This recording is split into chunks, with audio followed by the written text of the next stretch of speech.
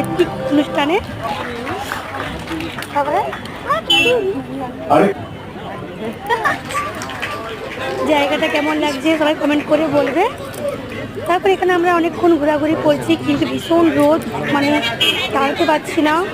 আর এত লোক হয়েছে, মানে কি বলবো, এত কষ্টের মধ্যেও কিন্তু আমাদের মুখে হাসি।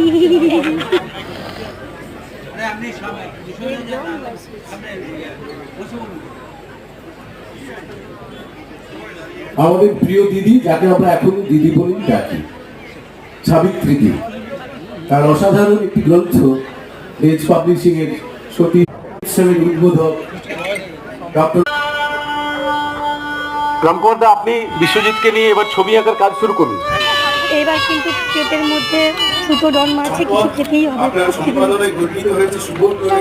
তারপর আমরা দিকে যাই, জন খেলাতে যাই। যাই হোক, অনেক অপেক্ষার পর পেলাম সবজি ডাল আর জিরা রাইস, পনিরের তরকারি। পনিরটা যা ছিল মানে বলাই যাবে না। আর চিকেনের কথা থাক, কিছু নাই বা বললাম। সত্যি খেতে খুব খুব খুব খুব খুব সুন্দর হয়েছিল। আর চাটনি, ফুড চাটনি আর পাঁপড় দিয়ে কখনো খেয়েছো? ওয়াও, আমার তো সেই লেগেছিল কি। তারপর রসগোল্লাটা মানে খুব খুব খুব ভালো ছিল। রান্নাটা মা কোনো ইচ্ছে ফলবতী হয়নি কোনোদিন।